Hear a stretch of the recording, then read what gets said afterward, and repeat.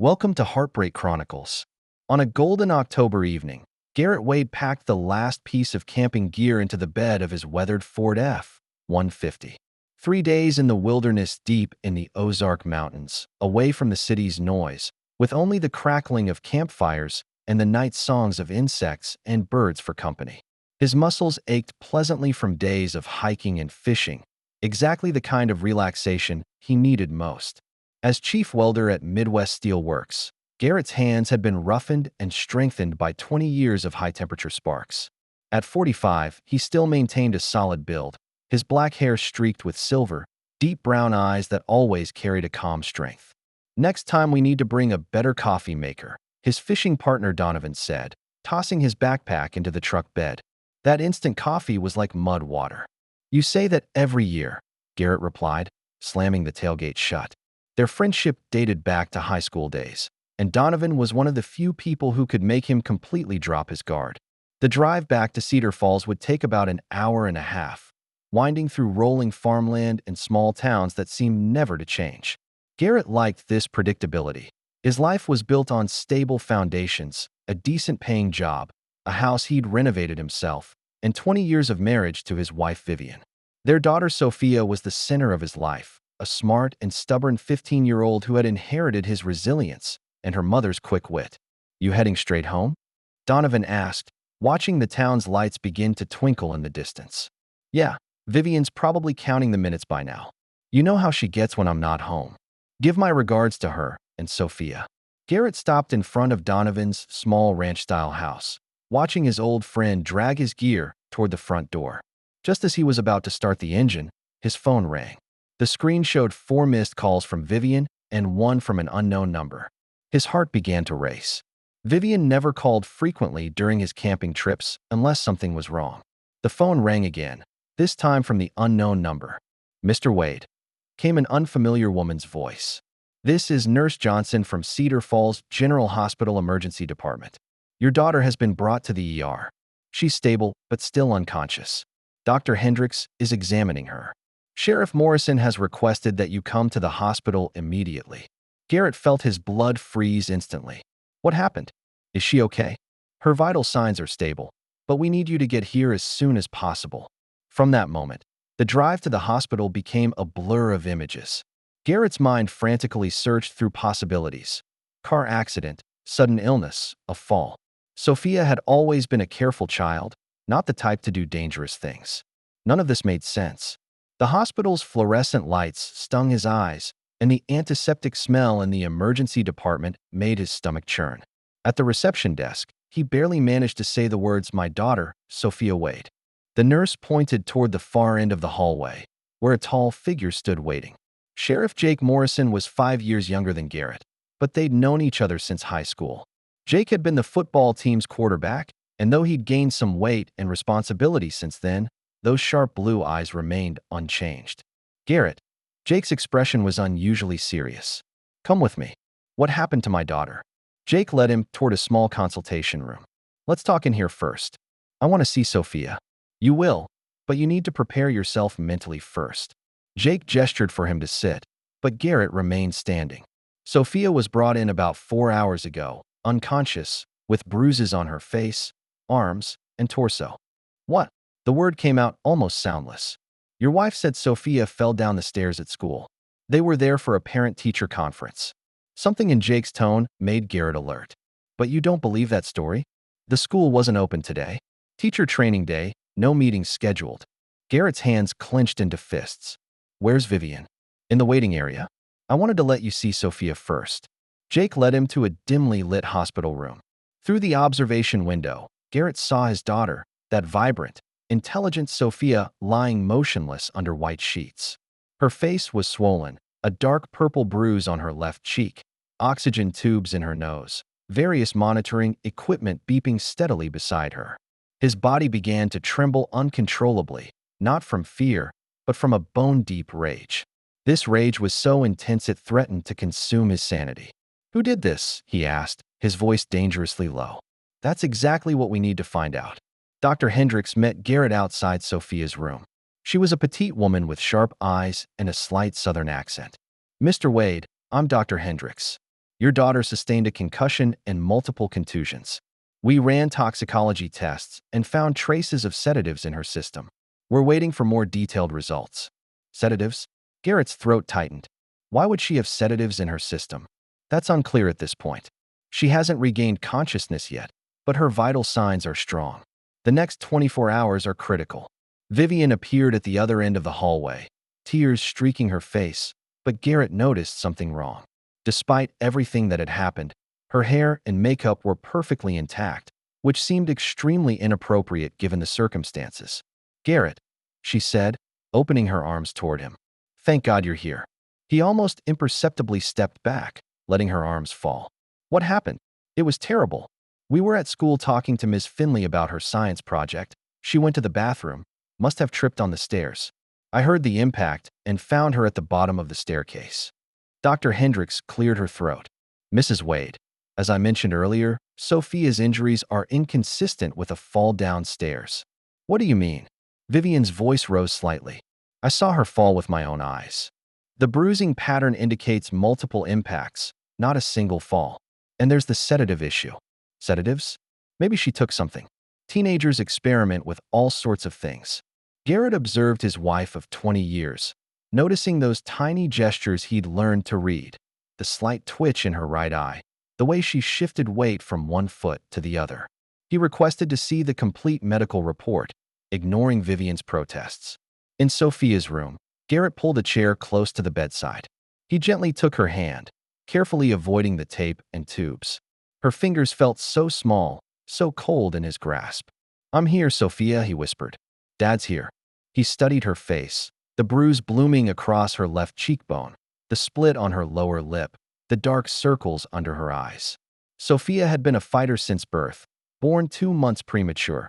Doctors had warned them she might not survive the first night. But Sophia had her own ideas. Vivian lingered in the doorway. "Do you want coffee? I was just going to get some from the cafeteria." "No. I need to read the medical report." "You go ahead."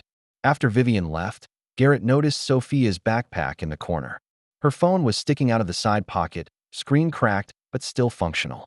On instinct, he checked it. No passcode. She must have recently removed it. They had an agreement. He wouldn't snoop, but she kept her phone unlocked for emergencies. This definitely qualified as an emergency. He scrolled through her recent messages. Most were normal, until he saw a conversation with an unknown number. The most recent message made Garrett's heart slam against his ribs. He knows. "Mom says we'll be safe." The timestamp showed 10:43 a.m., several hours before Sophia was brought to the hospital. Who knew what?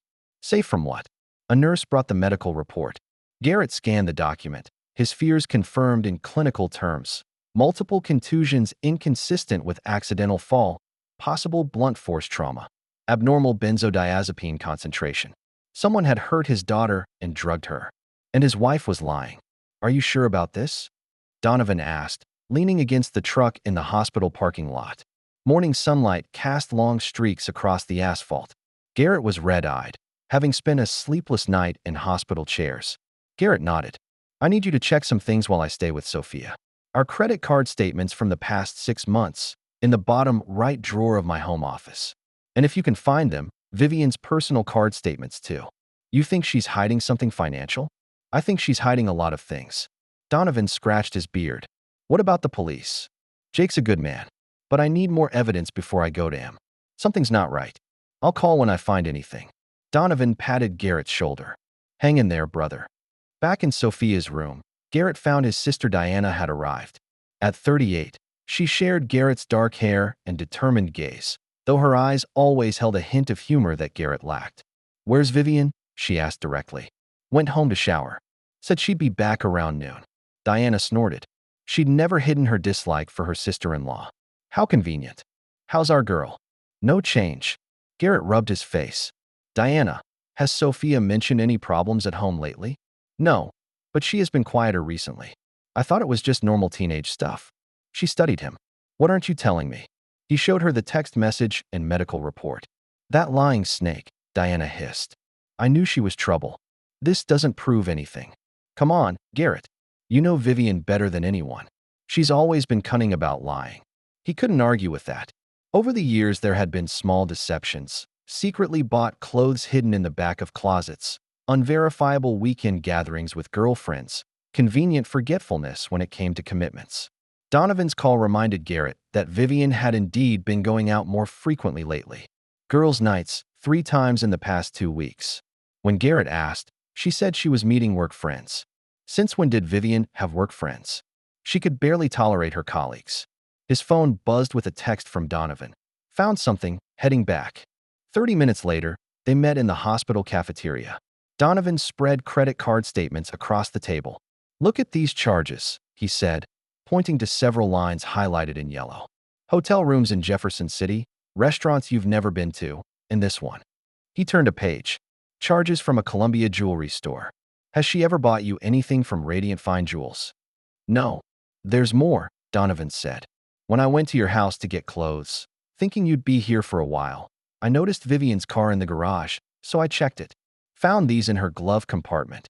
He placed a set of keys on the table with a small tag labeled Millbrook. Garrett stared at the keys, puzzle pieces beginning to fit together in ways he didn't want to see. I need you to find out what this is. Already did, Donovan said. It's an address in the east side of town, a rental property on Millbrook Lane. A cold, resolute feeling rose in Garrett's chest. I want to know who's paying the rent. Rain drummed against the windshield as Garrett and Donovan sat in the car parked across from 1247 Millbrook Lane. The house was small and unremarkable, single-story with beige siding and white trim, the kind of place no one would look at twice. You sure about this? It wasn't the first time Donovan had asked. Garrett's hands gripped the steering wheel tightly. I need to know. They'd been watching for almost an hour when a silver sedan pulled into the driveway. Garrett's breathing stopped as Vivian got out, wearing a dress he'd never seen before. She hurried through the rain toward the front door. 10 minutes later, another car arrived, a black SUV with dark windows. A man got out, tall, lean, probably in his early 30s. He carried a bottle of wine and a small package wrapped in silver paper. Know him? Donovan asked. No. Garrett watched the stranger enter the house without knocking. Through the front window, he could see Vivian greeting him with a kiss that left no doubt about their relationship. Damn, Garrett. I'm sorry. Garrett's face remained expressionless, but something changed in his eyes. I need to get inside that house. Wait, that's breaking and entering. Not if I have keys. They waited 3 hours until both cars left separately. Vivian and the mystery man embraced at the doorway, oblivious to the steady rain and a neighbor walking her dog. That's Mrs. Keller from 3 doors down, Donovan noted. Cedar Falls' biggest gossip spreader. Good, Garrett said quietly. Let her talk. After the street cleared, they approached the house. The keys turned easily in the lock. Inside, Garrett found a sparsely furnished living room. 2 wine glasses and an empty bottle sat on the coffee table.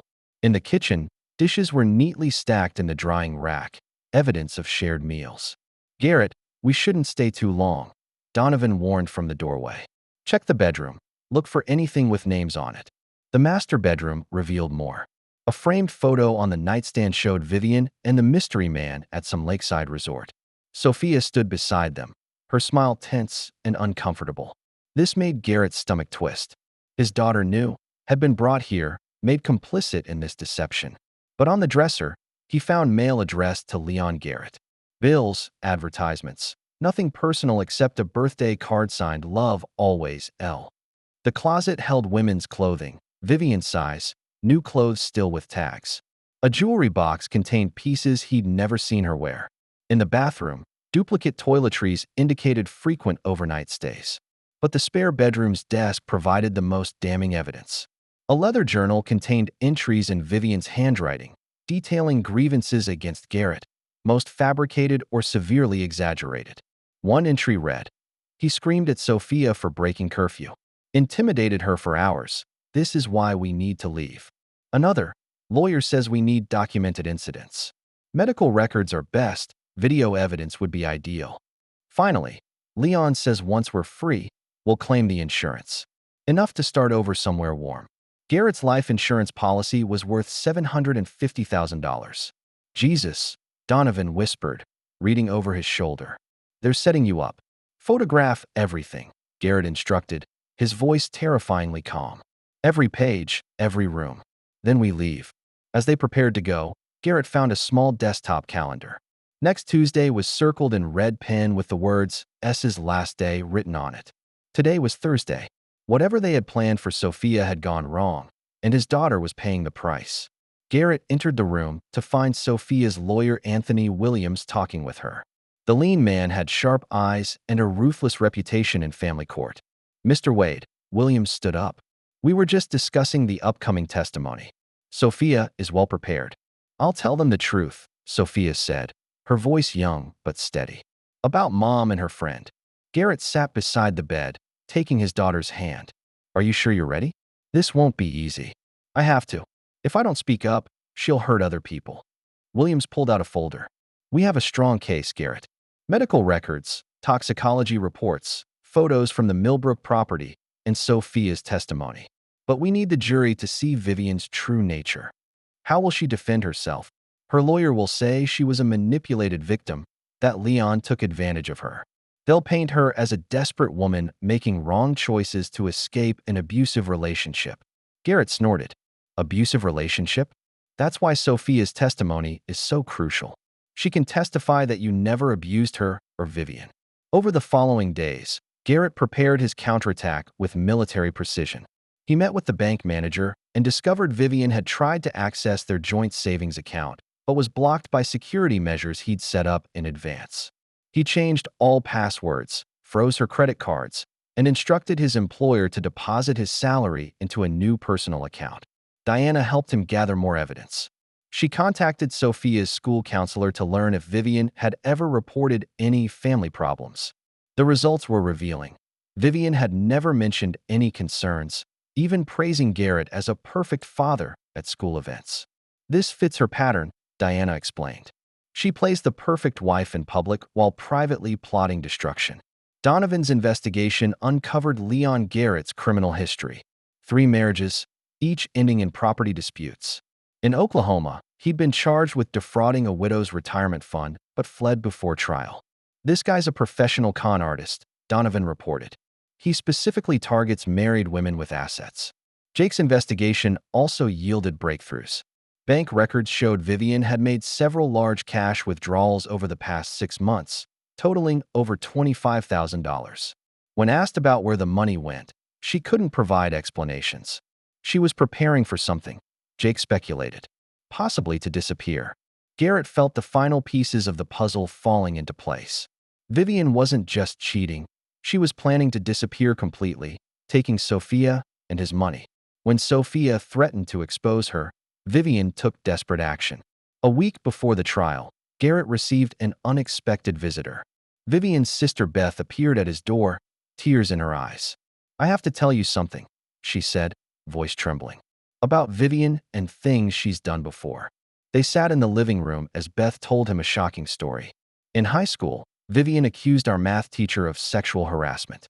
The poor man was fired, his life completely ruined. Later we found out Vivian made up the whole story because she was failing his class. Why did you never tell me this?" "I tried, but Vivian threatened to claim I was jealous of her happiness if I spoke up. Our parents believed her. They always believed her." Beth continued with similar incidents from Vivian's college years, how she accused a roommate of stealing her things until the girl was forced to transfer, later discovering Vivian had been hiding the items herself. "She's a pathological liar, Garrett. She can always make people believe her version. But this time she's gone too far. Hurting Sophia crosses the line." Garrett recorded Beth's testimony and shared it with Williams. This would be another key component of their case. On the day of the trial, the Cedar Falls County Courthouse was packed with spectators. The small town rarely saw such dramatic cases, and local media was present. Garrett wore his best suit, sitting at the counsel table, watching Vivian being led into the courtroom. She looked haggard, having lost her usual perfect appearance. The prison uniform made her seem vulnerable, but Garrett wasn't fooled. He knew this was another performance. "Ladies and gentlemen," prosecutor Sarah Patterson began her opening statement. "This case involves a woman's elaborate scheme that not only betrayed her husband but endangered her own child. Evidence will show that Vivian Wade, along with accomplice Leon Garrett, orchestrated a complex fraud designed to obtain her husband's life insurance money. Vivian's lawyer, an experienced defense attorney named David Brennan, painted a different picture. My client is a manipulated woman who was exploited by a dangerous man. Leon Garrett is the real criminal who took advantage of an unhappy wife's desire for a better life. The first to testify was Dr. Hendricks, who explained in detail how Sophia's injuries were inconsistent with an accidental fall. These contusions were caused by multiple intentional impacts, she confirmed. Toxicology reports show the victim ingested enough benzodiazepines to render her unconscious. Next was Jake, who presented evidence from the Millbrook property. Photos revealed Vivian and Leon's secret life, including the incriminating journal. This journal details the defendant's plan to make false accusations against her husband, Jake testified. She documented fabricated incidents intended to gain advantage in divorce proceedings. When Sophia was called to the witness stand, the entire courtroom fell silent. She looked more mature than her 15 years, carrying a burden no child should bear. Sophia, Patterson began gently. Can you tell us what your mother asked you to do? She wanted me to lie about my father, Sophia said clearly. She wanted me to say he hit me, abused me, but that wasn't true. Dad never hurt me. Why did she want you to do this? Because she wanted custody and the insurance money. She was planning to move to Florida with Leon. Brennan tried during cross-examination to portray Sophia as a confused child, but Sophia remained composed. I know what I'm saying, she said firmly. I may only be 15, but I know right from wrong. Leon Garrett's ex-wife Teresa testified via video link. She described how Leon had manipulated her during their marriage, how he tried to get her to make false accusations against her first husband. He has a pattern, Teresa explained. He seeks out vulnerable women and exploits their weaknesses. But Vivian wasn't a victim. She was a completely willing participant. Financial expert Thomas Richardson detailed Vivian's spending patterns. This isn't the behavior of a manipulated woman, he testified. These purchases were planned, strategic. She was preparing for a new life. When it was Vivian's turn to testify, her performance was exactly what Garrett expected. She cried. She pleaded. She played the perfect victim. I loved my husband, she claimed, but I felt trapped. Leon told me he would help us escape, but I never meant to hurt Sophia. But during cross-examination, Patterson dismantled every lie. Mrs. Wade, if you were so afraid of your husband, why did you write in this journal, once we're free, we'll claim the insurance? I don't remember writing that. Is this your handwriting? Yes, but why did you go to the beauty salon while your daughter was unconscious in the hospital? I needed to look presentable. You were raising bail money for Leon, weren't you? Each question further exposed Vivian's deception. The jury's faces showed disgust and anger. Leon Garrett tried to shift all blame to Vivian, but his testimony lacked credibility. He admitted to financial fraud, but claimed ignorance about Sophia's injuries. I loved Vivian, he said, but I never meant to hurt her child. However, phone records showed he and Vivian had spoken dozens of times on the day Sophia was hospitalized, each call brief, suggesting they were coordinating their story. The trial's climax came with playing of a recorded phone call Leon made to Vivian from jail after his arrest. Are you sure the kid doesn't remember anything? Leon's voice echoed through the courtroom. She says she doesn't remember, but what if she starts to? Then we say she hit her head and got confused. Stick to saying it was her father who did it. This recording destroyed their defense. It clearly showed both knew Sophia's injuries weren't accidental and they were willing to continue slandering Garrett. In closing arguments, Patterson summarized the evidence. Ladies and gentlemen, this isn't a story about an unhappy marriage. This is about greed, manipulation, and harm to an innocent child. Vivian Wade and Leon Garrett devised an evil plan, and they almost succeeded. Brennan made a final effort, portraying Vivian as a woman who made mistakes, but the courtroom atmosphere had shifted. The jury took only 4 hours to return their verdict. On the charge of insurance fraud, we find the defendant guilty. On the charge of child endangerment, we find the defendant guilty. On the charge of conspiracy, we find the defendant guilty. With each guilty verdict, Vivian's face grew paler. When the final charge was read, she completely broke down. This isn't fair, she screamed at the courtroom. Garrett set this all up. He turned everyone against me. As bailiffs dragged her from the courtroom, she continued shouting accusations and threats. Judge Harrison pronounced the sentence: 8 years for insurance fraud, 3 years for child endangerment, 5 years for conspiracy to run concurrently, totaling 12 years in prison.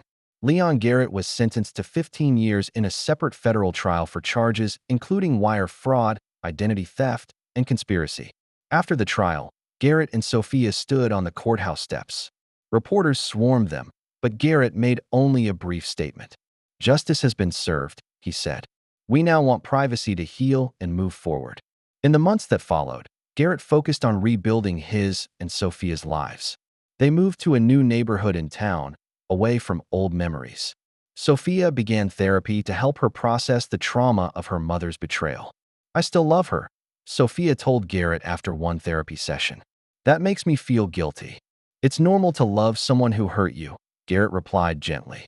"But that doesn't mean you have to forgive what she did." Garrett also began therapy, dealing with the reality that 20 years of marriage had been built on lies. He learned to recognize signs of manipulation, understanding how he'd been blinded. "I should have seen it sooner," he told his therapist. "Manipulators are skilled," she replied. "They know how to use our best qualities, our trust and love, against us." A year later, Garrett received a letter from prison. Vivian's letter attempted to re-establish contact, full of apologies and explanations. "I was sick," she wrote. "I needed help, not imprisonment. Sophia needs her mother. Please give me a chance to explain." After reading the letter, Garrett threw it in the trash. When Sophia asked about it, he simply said, "Some bridges can't be rebuilt once they're burned." 2 years later, Garrett began volunteering at the local youth center, teaching welding skills to children from broken homes. He found that helping others deal with difficult situations gave him a sense of purpose. Sophia thrived, excelling in her studies and being accepted to her first-choice college. She decided to study psychology, wanting to help children who had experienced trauma. "I want to make sure other kids don't have to go through what I went through," she explained. On her high school graduation day, Garrett felt deep pride. Despite everything, Sophia had grown into a strong, compassionate young woman. "What do you think we did right?" he asked Diana as they watched Sophia receive her diploma. "We chose truth over convenience," Diana replied. "We chose to protect the innocent over keeping the peace." 3 years later, Garrett ran into Beth, Vivian's sister, by chance. She looked weary, bearing the weight of family shame. "I apologize for everything she did," Beth said, tears in her eyes. "I should have spoken up sooner." "You did speak up eventually," Garrett responded. "That mattered. Have you forgiven her?" Garrett considered the question. "I don't hate her anymore," he finally said. "But forgiving and forgetting are different things. She made choices, and now she must face the consequences." After Vivian served 5 years in prison, her lawyer filed for parole based on good behavior and her participation in mental health programs. Both Garrett and Sophia wrote letters opposing parole. "She's learned to say the right words," Sophia wrote in her letter. "But she's never truly taken responsibility for her actions. Her apologies always come with excuses and blame." Parole was denied. Vivian would have to serve her full sentence. Now, 7 years later, Garrett sits on the porch of their new home, watching the sunset. Sophia is completing her graduate degree in psychology and has already begun working at a treatment center specializing in helping abuse victims. Donovan and Jake join him, as they've done every month for years. They no longer talk about Vivian or the trial. Life moves forward. "Sophia is getting engaged this weekend," Garrett tells them. "A good boy from a good family. They met doing volunteer work. She deserves happiness," Jake says. "You both do." As his friends prepare to leave, Garrett looks up at the stars. Somewhere, Vivian sits in a prison cell, paying for her choices. Elsewhere, Sophia is planning a future with a man who truly loves her. Life has a way of balancing itself. Truth eventually surfaces, justice eventually prevails. Sometimes it takes time, sometimes it takes courage, but it's always worth the wait. Garrett stands up and walks toward the house, where Sophia is on the phone with her fiancé. Her laughter floats through the open window, a pure, genuine sound untainted by deception or manipulation. This is the sound he fought for. This is the sound that made it all worthwhile. That's the end of today's story. For more captivating tales, hit subscribe and never miss an episode.